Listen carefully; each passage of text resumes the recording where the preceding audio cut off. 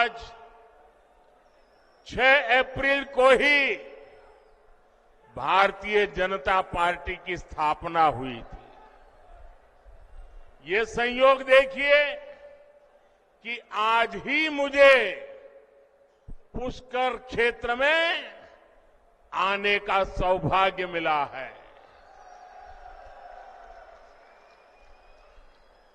ब्रह्मा जी तो नियंता है, निर्माता है, और भारतीय जनता पार्टी भी नए भारत के निर्माण के लिए प्रतिबद्ध है। और सबसे बड़ी बात,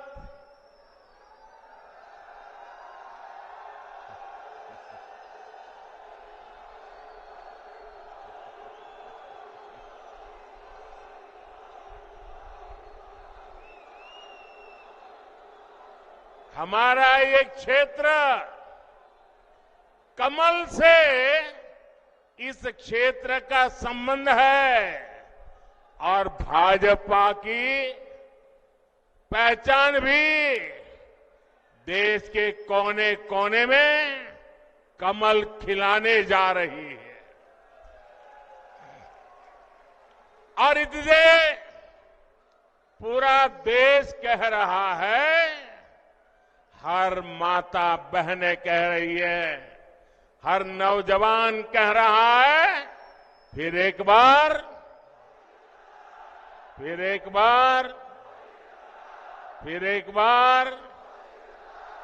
4 जून 400 पार, 4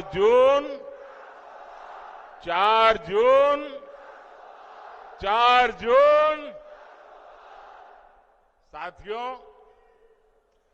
देश के इतिहास में कभी कभी ऐसे मौके आते हैं जब उस देश के नागरिकों का एक फैसला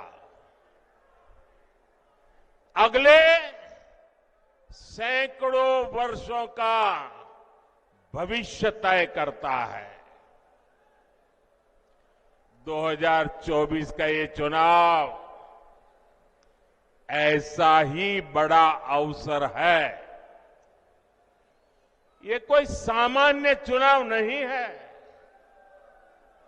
आप याद करिए, कितने दशकों से हमारे देश में जोड़ तोड़ वाली सरकारें चली रही थी। गठबंधन की मजबूरियां, हर किसी के अपने स्वार्थ, इस सब में देश का हित पीछे छूट गए थे। कांग्रेस के समय में गांव, गरीब, किसान, मजदूर, महिलाएं, युवाओं, इनका जीना मुश्किल हो गया था।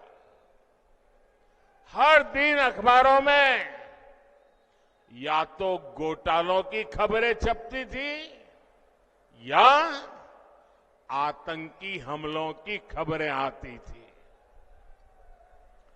लेकिन 2014 से देश में एक बड़े बदलाव की शुरुआत हुई। दशकों बाद देश को आप सब जागरूक मतदाताओं ने पूर्ण बहुमत वाली सरकार देश को दी। आज भारत समंदर पर बड़े बड़े पुल बना रहा है। आज भारत पहाड़ों में भी सुरंगें बनाकर सीमा की सुरक्षा बढ़ा रहा है। अब जब अजमेर से वंदे भारत ट्रेन रफ्तार भरती है तो विदेशी भी हैरान हो जाते हैं। अब राजस्थान में एक से बढ़कर एक एक्सप्रेस वे बन रहे हैं, डेडिकेटेड फ्रेट कॉरिडोर बन रहे हैं। भाजपा के शासन में राजस्थान विकास की नई ऊंचाई की ओर बढ़ रहा है। साथियों, कांग्रेस जहां रहती है वहां विकास हो ही नहीं सकता। कांग्रेस ने ना कभी गरीब की परवाह की और ना ही कभी वंचितों, शोषितों, युवाओं के बारे में सोचा। कांग्रेस के लिए यही कहा जा सकता है, एक तो करेला, दूसरे नीम चढ़ा। एक तो परिवारवादी पार्टी और दूसरा उतना ही भ्रष्टाचारी पार्टी। आप याद करिए, कांग्रेस सरकार में राजस्थान को लेकर कैसी खबरें आती थी। युवाओं के भविष्य से खिलवाड़ वाली पेपर लीक की खबरें आए दिन वही पढ़ने को मिलता था। अपराधियों और माफियाओं के बेलगाम अपराध की खबरें, बेटियों के साथ अत्याचार की खबरें, पानी की विकराल होती समस्या की खबरें, कांग्रेस सरकार में लूट की हिस्सेदारी को लेकर सिर फुटम्बल की खबरें आया करती थी। देश में राजस्थान की चर्चा केवल नकारात्मक कारणों से होने लगी थी, लेकिन जब से बीजेपी आई है, अब चर्चा पेपर माफियाओं पर हो रही कार्रवाई की हो रही है। अब खबरें अपराधियों पर कस रहे कानून के शिकंजे की आती हैं। यहां भाजपा सरकार के आने के 100 दिन के भीतर ही वर्षों से लटकी ईआरसीपी पर सहमति बन गई है। ईआरसीपी से राजस्थान के एक बड़े इलाके में पानी का संकट खत्म होने जा रहा है। जिस तेज रफ्तार से देश का विकास होना चाहिए, वो तेज रफ्तार सिर्फ और सिर्फ भाजपा ही दे सकती है। साथियों, कल कांग्रेस पार्टी ने एक झूठ का पुलिंदा जारी किया है, अपना घोषणा पत्र जारी किया है। झूठ का ये पुलिंदा कांग्रेस की एक बहुत बड़ी सच्चाई, कांग्रेस को बेनकाब करने वाला एक घोषणा पत्र है। आप देखिए, हर पन्ने पर भारत के टुकड़े करने की बू आ रही है।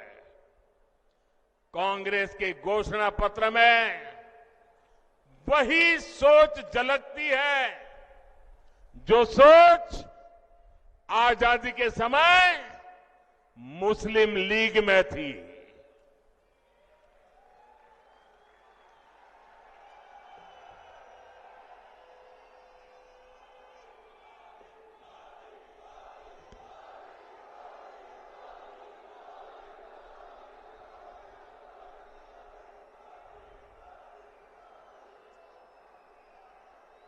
मुस्लिम लीग के उस समय के विचारों को कांग्रेस आज भारत पर थोपना चाहती है। मुस्लिम लीग की छाप वाले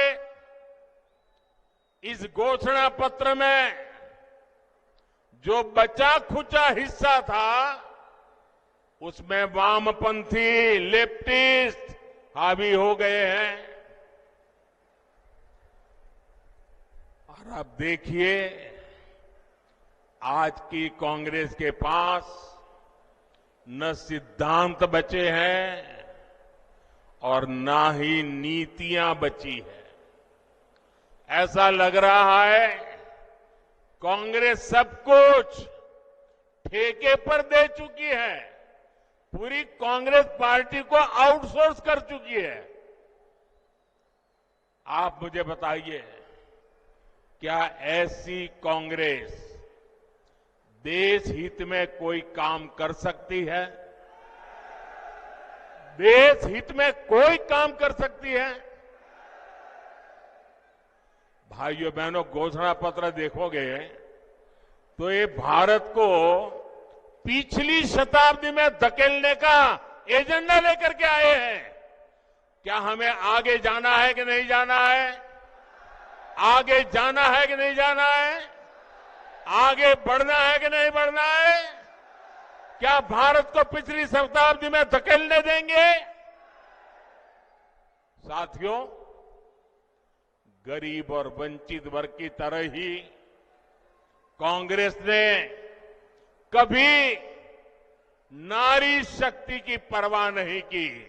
मेरी माताएं बहनें, आपकी ये जो जागरूकता है ना, ये कांग्रेस को उसके पिछले अनेक दशकों के पाप का जवाब मांगने के लिए तैयार हो गई है शक्ति।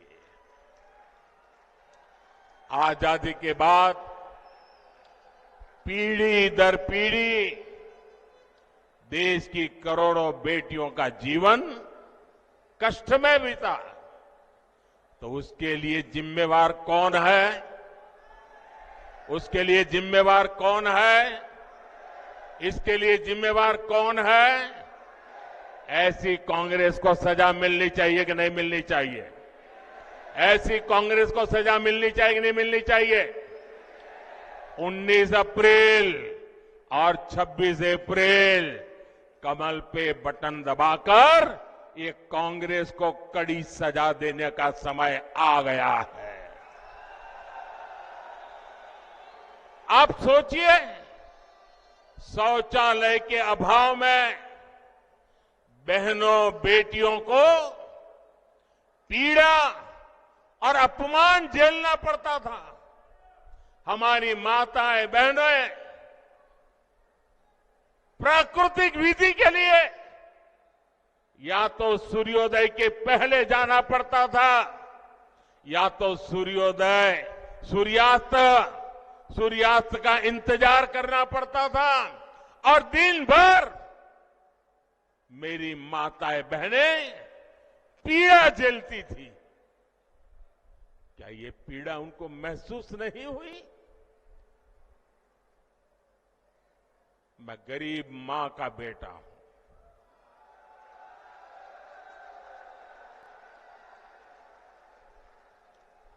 इसलिए हर मां का दुख दर्द भली भांति समझता हूं।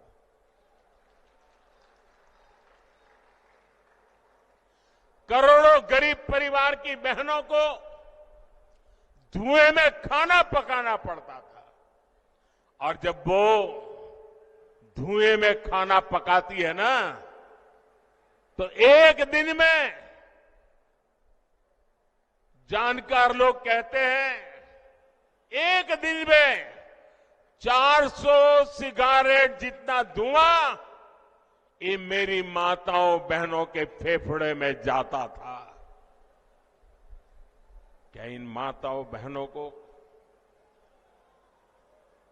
इस पीड़ा से मुक्ति मिलनी चाहिए कि नहीं मिलनी चाहिए? पानी लाने के लिए दूर दूर तक चलकर जाना होता था। मैं गुजरात का हूं। राजस्थान और गुजरात में पानी का संकट हम सब ने भली भांति देखा है और इसके सारा बोझ हमारी माताओं बहनों पर पड़ता था। सर पे बहुत बड़ा वजन उठा करके पानी लेने जाना पड़ता था। भाइयों बहनों, गर्भ के समय हमारी माताओं बहनों को जो पोषक आहार चाहिए ताकि गर्भ में जो बच्चा है वो तंदुरुस्ती के साथ उसका जन्म हो, उसकी भी परवाह नहीं की। आज आपका ये बेटा आपके गर्भ में जो बच्चा है ना, उसकी भी चिंता करता है।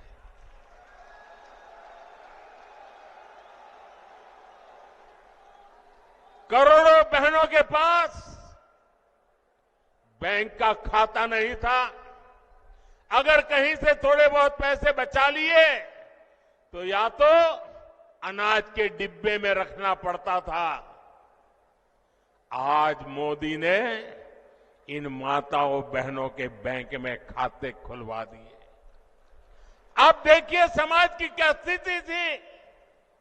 अगर परिवार में खेत है तो पुरुष के नाम पर, घर है तो पुरुष के नाम पर, गाड़ी है तो पुरुष के नाम पर, दुकान है तो पुरुष के नाम पर, और अगर पति नहीं रहा तो बेटे के नाम पर।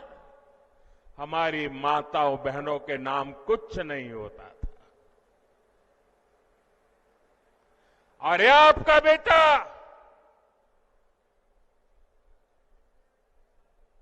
मेरी माताएं बहनें, इस आपके बेटे ने तय किया कि पीएम आवास के जो मकान देंगे ना, वो महिलाओं के नाम पर होंगे।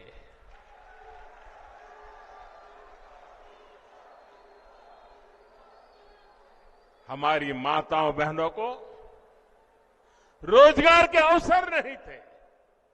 बहुत सारे क्षेत्रों में महिलाओं के लिए दरवाजे बंद थे। साथियों, आपने 2014 में आपके इस बेटे को आशीर्वाद दिया। आपने मुझे आशीर्वाद दिया। गरीब के इस बेटे ने देश की मातृशक्ति का जीवन आसान बनाने के लिए पूरी शक्ति लगा दी। बीजेपी सरकार ने 12 करोड़ शौचालय बनाए और हमारी माताएं बहनें कहती हैं, ये शौचालय तो हमारा इज्जत घर है। उज्ज्वला योजना ने 10 करोड़ गरीब परिवार की बहनों को धुएं से मुक्ति दी। गरीबों के जो 4 करोड़ घर बने, उसमें से ज्यादातर घर महिलाओं के नाम किए। 11 करोड़ परिवार की बहनों के घर पहली बार नल से जल पहुंचा है। गर्भवती महिलाओं को पोषण के लिए उनके खाते में सीधे 15,000 करोड़ रुपए भेजे हैं ताकि गर्भ में बच्चा तंदुरुस्त हो। हमने 25 करोड़ से ज्यादा बहनों के जनधन बैंक खाते खोले। मुद्रा योजना ने बिना गारंटी का ऋण पाने वाली जो कुल लोग हैं, उसमें से 70% ये मेरी माताएं बहनें उसकी लाभार्थी है। हमने पिछले 10 साल में 10 करोड़ बहनों को स्वयं सहायता समूहों से जोड़ा, सेल्फ हेल्प ग्रुप से जोड़ा। हमने 1 करोड़ बहनों को लखपति दीदी बनाया है। और मेरी माताएं बहनें, आप मुझे भरपूर आशीर्वाद दीजिए। मेरा सपना है 3 करोड़ माताओं बहनों को मैं लखपति दीदी बनाना चाहता हूं। भाइयों बहनों, ये हमारा राजस्थान वीर माताओं की भूमि है। यहां गोद में जो बच्चे पलते हैं ना, तो वीर माताओं के संस्कार से वीर बच्चे पैदा होते हैं। सेना में जाइए, मेरे राजस्थान की चमक दमक, और सिर्फ वो चमक दमक वो लंबी लंबी मूछ वाले नौजवानों के कारण ऐसा नहीं, ये वीर माताओं के कारण है। ये वीर माताओं के कारण है। लेकिन बेटा तो सेना में जा सकता था, ये मेरी वीर बेटियां नहीं जा सकती थी। मोदी ने वो दरवाजे भी खोल दिए हैं। मेरी बेटियां सेना में जा रही है। मैंने सैनिक स्कूल के दरवाजे खोल दिए हैं। गर्भावस्था के दौरान जब उस बच्चे को मां की सबसे ज्यादा जरूरत होती है, लेकिन वो रोजी रोटी कमाने के लिए कुछ ही दिन में नौकरी पर चली जाती है, छोटे से नन्हे बच्चे को छोड़ के जाना पड़ता था। ये दर्द भी आपका ये बेटा भली भांति समझता है। और इसलिए ऐसी बेटियां जो काम करती हैं, उनके लिए प्रसूति के बाद 26 हफ्ते की छुट्टी, यानी आधा साल 6 महीने की छुट्टी हमारी सरकार ने दी है। हमने पार्लियामेंट में 3-3 दशक से लटका हुआ नारी शक्ति वंदन अधिनियम से अब पार्लियामेंट में, असेंबली में, संसद में और विधानसभा में हमारी माताओं बहनों के लिए सीटों का आरक्षण पक्का कर दिया है। ऐसी तो अनगिनत योजनाएं, उसका परिणाम है कि आज भारत की नारी शक्ति के हौसले बुलंद है। और तभी मैं कहता हूं कि नीयत सही तो नतीजे सही। मुझे गर्व होता है, आज गांव की बेटियां ड्रोन उड़ा रही है। जो कभी साइकिल नहीं चला पाती थी, वो आज ड्रोन पायलट बनकर के गांव में खेती में मदद कर रही है। आज खेल के मैदान में हमारी बेटियां कमाल कर रही है। आज इसरो के बड़े प्रोजेक्ट्स को हमारी महिलाएं हैंडल कर रही हैं। आज दुनिया में महिला पायलट्स का सबसे ज्यादा प्रतिशत भारत में है, जो विमान उड़ाती है। साथियों, बीते 10 वर्ष में नारी कल्याण के लिए हमने जो किया है, ये सूची बहुत लंबी है। आपको भी लगता है, अरे मोदी जी इतना सारा कर दिया, ये भी किया, वो भी किया, इधर भी किया, इतना भी किया। मेरे राजस्थान के भाइयों बहनों, मेरे देश के भाइयों बहनों, ये जो किया है वो भले कितना ही ज्यादा क्यों ना हो, कितना ही अच्छा क्यों ना हो, लेकिन मोदी के मन की बात बता देता हूं। ये जो कुछ भी किया है ना, वो तो अभी ट्रेलर है, ट्रेलर।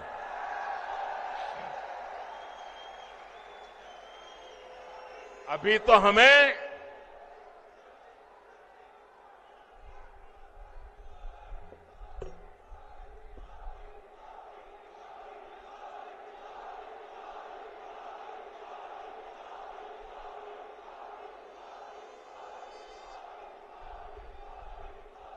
अभी तो ये ट्रेलर है। हमें देश को बहुत आगे लेके जाना है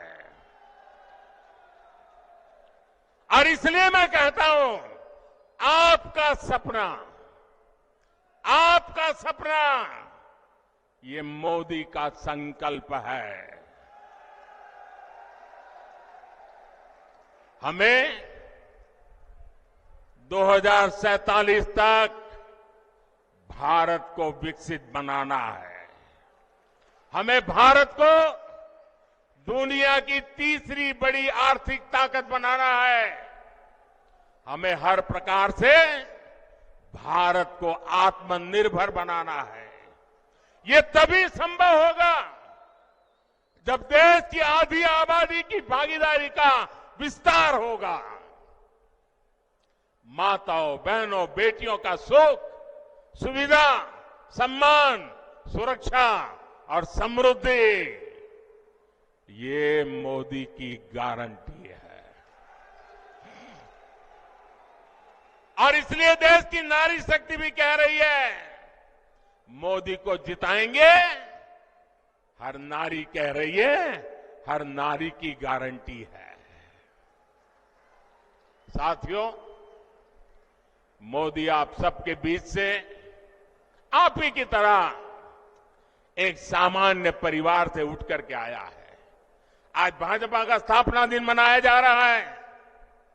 मुझे कमल के फूल भेंट में दिए गए हैं, लेकिन एक जमाना था मैं भी आप ही की तरह बूथ पे काम करता था, लोगों के घर पे झंडा लगाने जाता था, दीवारों को चित्र पेंट करता था, कभी पोस्टर लगाने जाता था, कभी जिंदाबाद जिंदाबाद के जहां जुलूस निकालता था। आप ही के बीच से निकल करके आज मैं आपके यहां पहुंचा।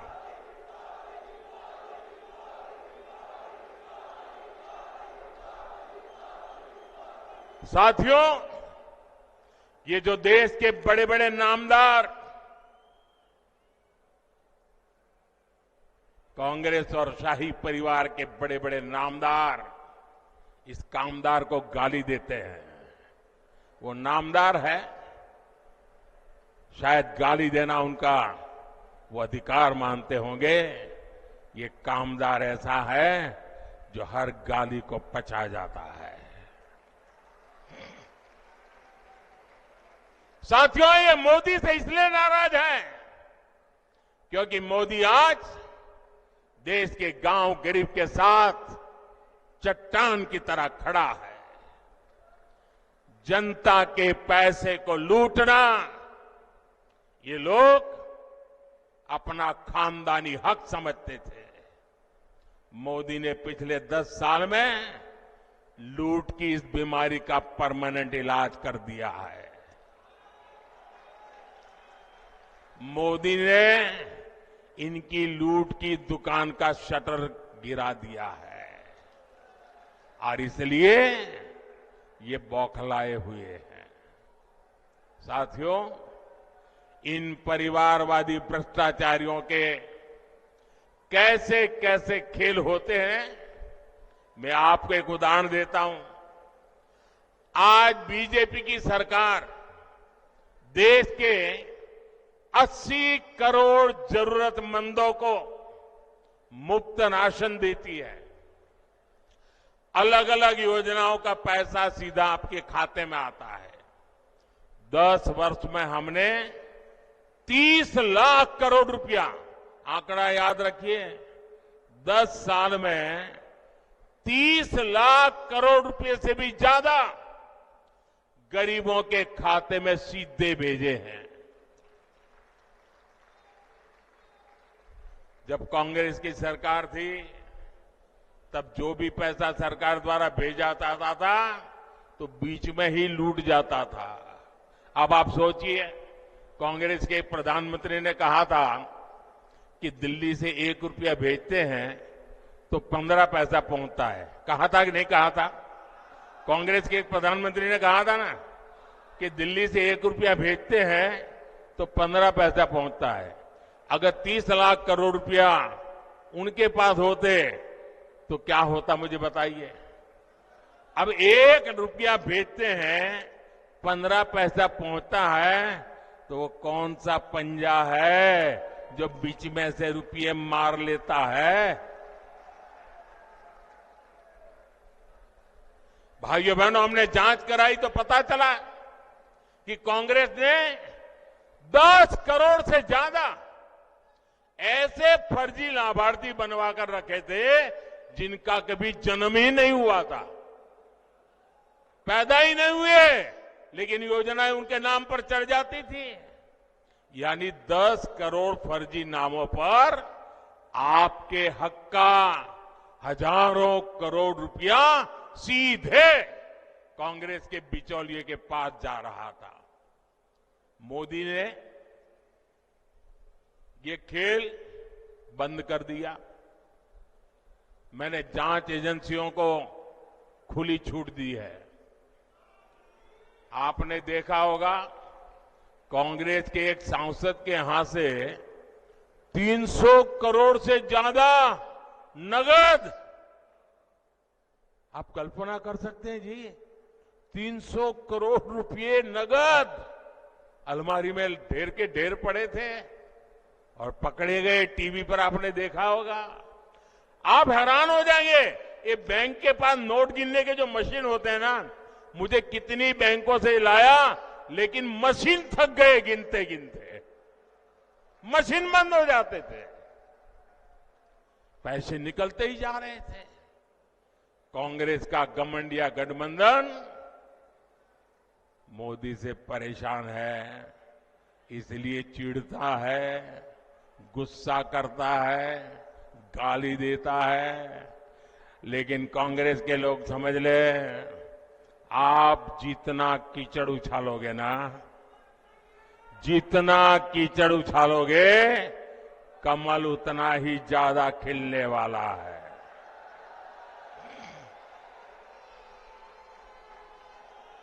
और आप देखिए, मैं कहता हूं भ्रष्टाचार हटाओ, वो कहते हैं भ्रष्टाचारी बचाओ। अभी देखिए, कांग्रेस पार्टी चुनाव जीतने के लिए रैली नहीं कर रही है, भ्रष्टाचारी को बचाने के लिए रैली कर रही है। ये कितना भी बोलते रहे, भ्रष्टाचार के खिलाफ मोदी की लड़ाई जारी रहेगी। मुझे बताइए, मुझे लड़ाई जारी रखनी चाहिए कि नहीं? इस देश से भ्रष्टाचार जाना चाहिए कि नहीं? भ्रष्टाचार खत्म होना चाहिए कि नहीं होना चाहिए? आपके आशीर्वाद है ना? आपके आशीर्वाद है ना? आपके आशीर्वाद है तो मैं लड़ता रहूंगा। और भाइयों बहनों, मेरी सरकार का तीसरा कार्यकाल बहुत दूर नहीं है। पहले 100 दिन में भ्रष्टाचार के खिलाफ बीजेपी सरकार और भी बड़े फैसले लेने जा रही है। मैं तैयारी करके बैठा हूं, सारी तैयारी शुरू कर दी है। और इसलिए मैं कहता हूं, 10 साल में जो कार्रवाई देखी वो तो ट्रेलर है, अभी तो बहुत कुछ होना बाकी है। साथियों, राजस्थान में आने वाली 19 अप्रैल और 26 अप्रैल को मतदान होगा। अब आप देखिए, राम मंदिर बना, आप लोग खुश है कि नहीं है? राम मंदिर बना, आप लोग खुश है कि नहीं है? आपके मन को शांति मिली कि नहीं मिली? अब मुझे बताइए, चलो भाई राम मंदिर बन गया, लेकिन उसकी प्राण प्रतिष्ठा में जाने का विरोध करना, यह शोभा देता है क्या? इतना ही नहीं, अगर कोई प्राण प्रतिष्ठा में आ गया तो उसको कांग्रेस पार्टी से 6 साल के लिए निकाल दिया। क्या इस देश में ऐसा हो सकता है भाई? प्रभु राम के बिना आप देश की कल्पना कर सकते हो? हमारे यहां तो सुबह शाम मिलते हैं तो राम राम सा करके शुरू करते हैं भाई। और अंतिम विदाई में भी राम बोलो राम से ही जाते हैं जी। उस राम के खिलाफ इतना गुस्सा मेरे दिमाग में नहीं बैठ रहा है भैया। प्रभु राम अपने घर विराजे और ये रामनवमी आ रही है, सज धज के लोग मनाने वाले हैं। हम देखते हैं कितना विरोध करते हो।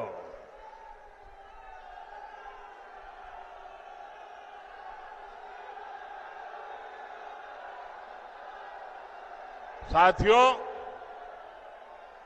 19 अप्रैल और 26 अप्रैल 2 दिन मतदान के हैं राजस्थान में। इस बार भारतीय जनता पार्टी ने अजमेर से हमारे साथी भागीरथ चौधरी जी को एक बार फिर उम्मीदवार बनाया है और नागौर में मेरी छोटी बहन ज्योति मिर्धा जी ने जिम्मेवारी संभाली है। इन दोनों प्रत्याशियों को आपका एक एक वोट मोदी को मजबूत करेगा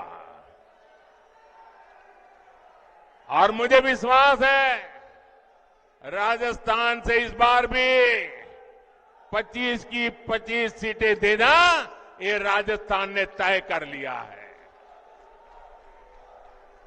लेकिन इसके लिए हमें पोलिंग बूथ जीतना है। हमारी पूरी शक्ति पोलिंग बूथ जीतने में लगनी चाहिए। गर्मी कितनी ही तेज क्यों न हो, सुबह सुबह मतदान हो जाना चाहिए। तो मेरी ये बात घर घर पहुंचाओगे? मतदाताओं का आज जितना मैंने भाषण किया वो बताओगे? हर माताओं बहनों को बताओगे? पक्का बताओगे? अच्छा, एक मेरा काम करोगे? मेरा काम है, ज्योति जी का भी नहीं है, भागीरथ जी का भी नहीं है, ये मोदी का काम है। करोगे? जरा हाथ ऊपर करो। करोगे? करोगे? पक्का करोगे? आप घर घर जाना और सबको कहना कि अपने मोदी जी पुष्कर आए थे और मोदी जी ने आपको प्रणाम भेजा है। मेरा प्रणाम पहुंचा दोगे? हर परिवार में मेरा प्रणाम पहुंचा दोगे?